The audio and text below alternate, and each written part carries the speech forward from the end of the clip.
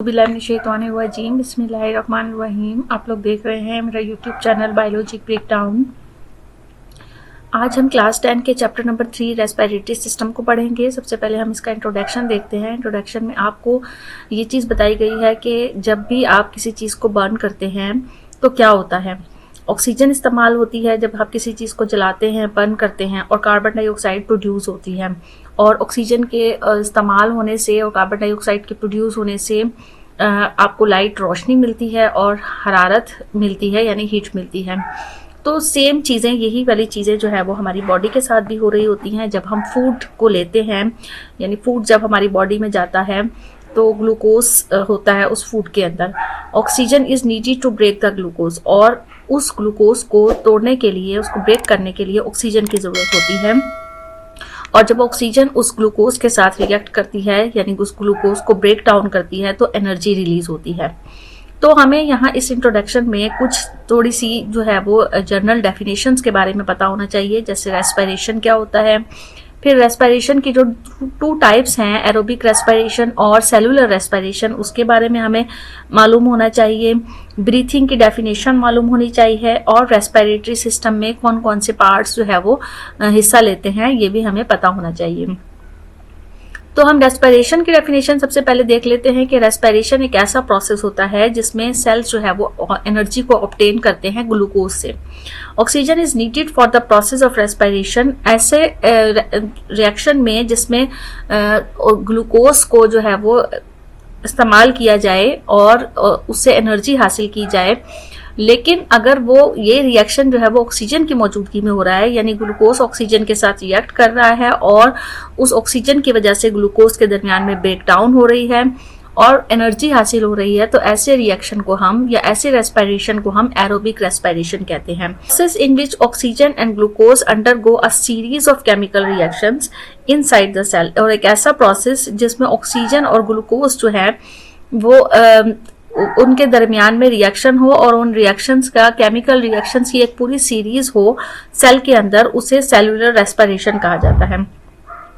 Respiration is different from breathing. Breathing से respiration different होती है। रेस्पिरेशन और ब्रीथिंग का डिफरेंसेस भी आपसे पूछा जा सकता है। ब्रीथिंग बेसिकली इन और आउट मूवमेंट होती है एयर की लंग्स के अंदर, यानी हवा जो है वो लंग्स में इन कैसे हो रही है और आउट कैसे हो रही है, इस प्रोसेस को या इस फिनोमिना को हम ब्रीथिंग का प्रोसेस कहते हैं। तो इसकी डेफिनेशन क्या होगी? इसकी डेफिनेशन होगी the movement of air into and out of the lungs is called breathing.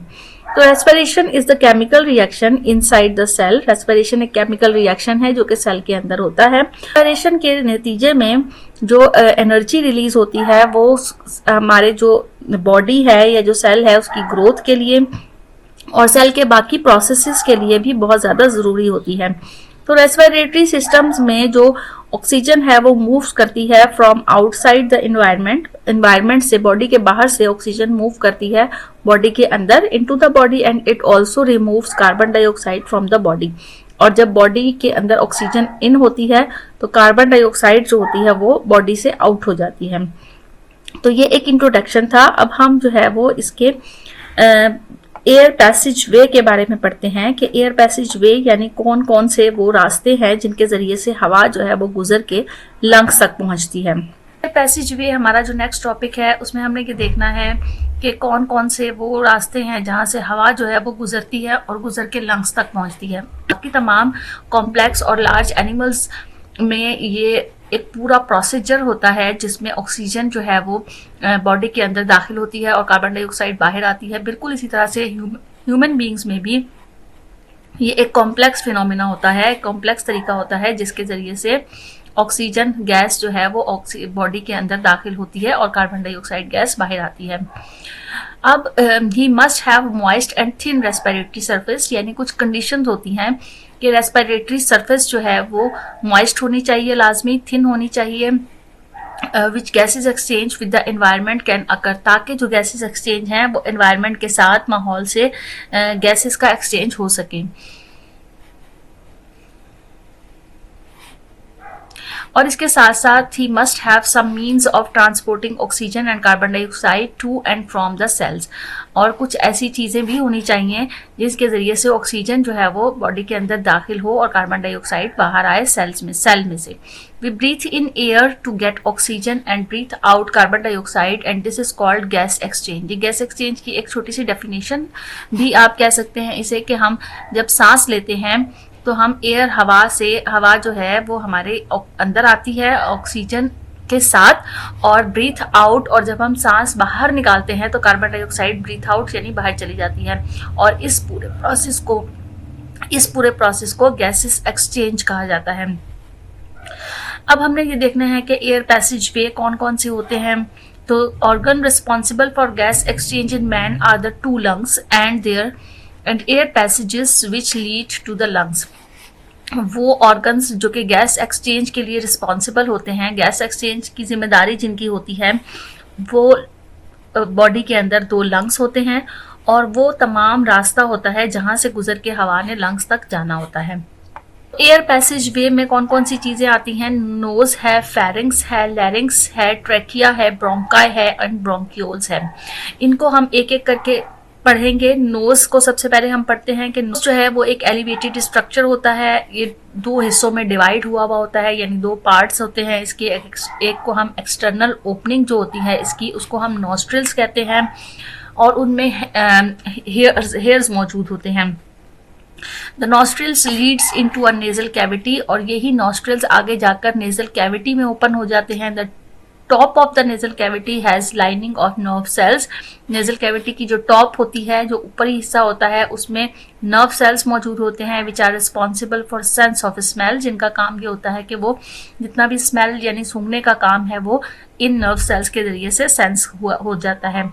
Valves and the base of the nasal passage are lined with cilia, और जो उसकी नेजल कैविटी की जो बेस होती है, यानी जो उसका निचला हिस्सा होता है, जो वॉल्व्स होती हैं, वहां पर सीलिया मौजूद होते हैं।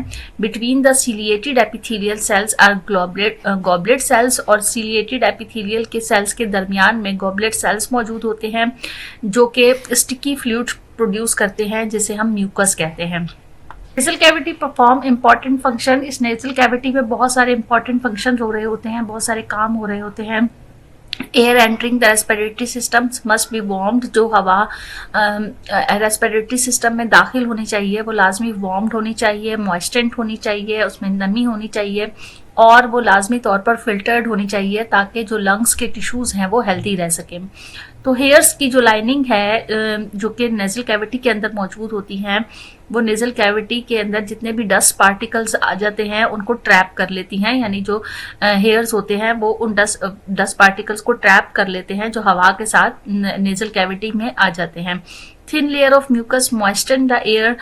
जो म्यूकस की एक पतली सी लेयर बनी होती है जो कि गॉबलेट सेल्स के जरिए से बनती है, वो हवा को मॉइस्टन कर देते हैं, यानी उसको नम कर देते हैं। And also trap particles of dust और स्मोक, और इसके साथ साथ डस्ट पार्टिकल और स्मोक को भी ट्रैप करते हैं। फिर इसके साथ सीलिया मौजूद होते हैं जो स्वीप करते हैं ट्रैप पार्टिकल्स को and mucus towards the pharynx, और म्यूकस को फेरिंग्स की तरफ मूव करवाते हैं। दीज आर ईदर स्वेलोड और स्पिट आउट। इसको या तो जो है वो स्वेलो कर लिया जाता है, निगल लिया जाता है, या फिर उसको निकाल दिया जाता है नोज में से। तो by the time air the lungs it is relatively dust free, germ free, warm and moist. जब हवा जो है वो लंग्स तक पहुंचती है तो वो डस्ट फ्री होती है, उसमें डस्ट मौजूद नहीं होती है, जर्म्स फ्री होती है, वार्म होती है और मॉइस्ट होती है। These protective measures keeps the lungs clean so that the lungs can perform the important work of a gas exchange। और ये protective measures क्यों लिए जाते हैं, या ये हवा जो है वो nasal passages में से गुजरने के बाद pharynx में आ जाती है। At the back of the mouth there are several openings in the pharynx. The air is channelized from the pharynx into the larynx। Mouth की जो बैक वाला हिस्सा होता है वहां पर बहुत सारी ओपनिंग्स होती हैं। फेरिंग्स के अंदर बहुत सारी ओपनिंग्स खुलती हैं, और ये एक पूरा चैनलाइज्ड सिस्टम होता है हवा का, यानी हवा इसमें से गुजरती है फेरिंग्स में से, और यहाँ से गुजर के लैरिंग्स तक पहुंचती है। लैरिंग्स और voice box is a cartilaginous structure and it's around the upper end of the trachea। अब लैरिंग्स के बारे में अब आपको बता रहे हैं, इसे वॉइस बॉक्स भी कहा जाता है, जहां से वॉइस जो है वो जनरेट होती है। ये एक कार्टिलेजिनियस स्ट्रक्चर होता है, यानी ये सॉफ्ट बोन वाला स्ट्रक्चर होता है, और इसके सराउंड में जो उसका अपर एंड होता है वहां पर ट्रैकिया मौजूद होता है। Cavity of the larynx is called glottis, और जो लैरिंग्स की कैविटी है उसे ग्लॉटिस कहा जाता है, और उसके ऊपर एक एपिग्लॉटिस मौजूद होता है जो कि कार्टिलेजिनियस, ये भी जो है वो एपिग्लॉटिस भी एक कार्टिलेजिनियस स्ट्रक्चर होता है। तो पार्ट है वो है trachea. Trachea is a tube running from the pharynx to the lungs.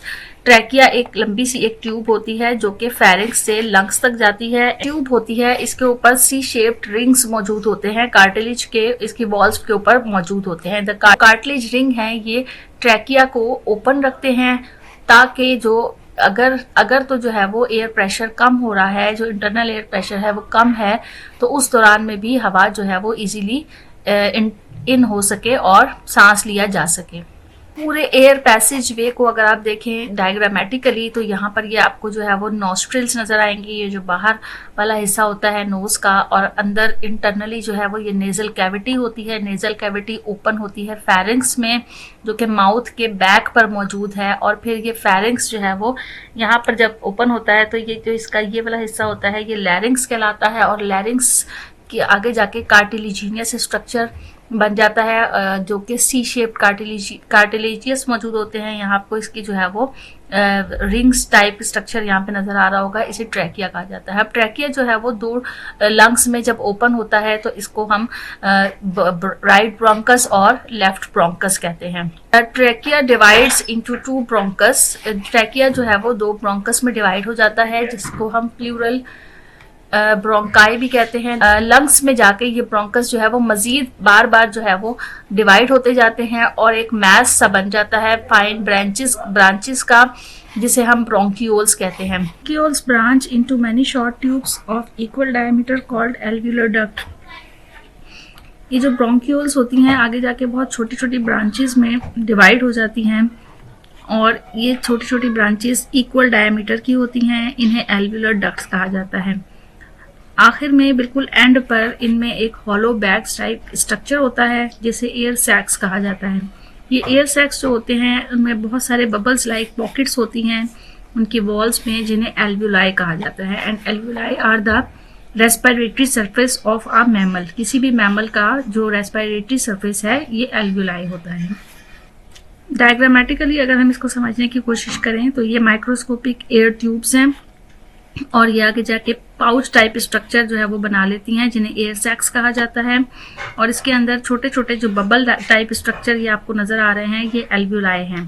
तो टॉपिक है वो हमारा है लंग्स। लंग्स जो है वो किसी भी बॉडी में 2 लंग्स होते हैं। 2 lungs are lying in the thorax on either side of the heart. ये जो है वो हार्ट के जो दिल होता है उसके साइड पर, दोनों साइड्स पर मौजूद होते हैं। The lungs are protected by ribs. Lungs को रिब्स यानी पसलियां जो है वो प्रोटेक्ट कर रही होती हैं, उनकी हिफाजत कर रही होती हैं, और इंटरकोस्टल मसल्स जो है वो उनकी प्रोटेक्शन करते हैं। हर लंग्स जो है उसके इर्द गिर्द एक मेम्ब्रेन मौजूद होती है, जिसे प्लूरा कहा जाता है, और ये डबल मेम्ब्रेन होती है। Space between the double membrane is filled by a film of fluid, and the fluid enable them to glide over one and other. इनके दरमियान में, चूंकि ये डबल मेम्ब्रेन होती है, इनके दरमियान में एक फिल्म जो है वो यानी फ्लूइड जो है वो एक फिल होता है, और ये फ्लूइड जो है उसका काम ये होता है कि ये एक दूसरे के ऊपर ग्लाइड ना हो सके। The lungs are spongy due to presence of alveoli. Lungs जो है उनका स्ट्रक्चर किस तरह का होता है, स्पंज टाइप का स्ट्रक्चर होता है, स्पंजी होते हैं। किस वजह से होते हैं, क्योंकि उनमें एल्व्यूलाई मौजूद होते हैं। Alveoli look like bunches of grapes, और एल्व्यूलाई का स्ट्रक्चर जैसे कि अभी हमने देखा उसका स्ट्रक्चर जो है वो बंचेस ऑफ ग्रेप्स, अंगूर के गुच्छों की तरह से नजर आ रहा होता है, और इनकी अरेंजमेंट जो है वो बबल की तरह की होती है। Alveoli gives the lungs a far greater surface area. Alveoli जो है वो लंग्स को एक बहुत बड़ा एरिया, सरफेस एरिया जो है वो प्रोवाइड करते हैं, और हर एल्व्यूलस जो है उसके इर्द गिर्द सराउंडिंग में एक नेटवर्क, कैपिलरीज का एक नेटवर्क मौजूद होता है। यही वो जगह होती है जहां पर मेन जो फंक्शन है वो गैस एक्सचेंज का हो रहा होता है, और वहां पर the inner surface of the alveoli has moisture. जो एल्व्यूलाई की अंदरूनी सरफेस होती है, अंदरूनी जो सतह होती है वो मॉइस्चर होती है, नम होती है।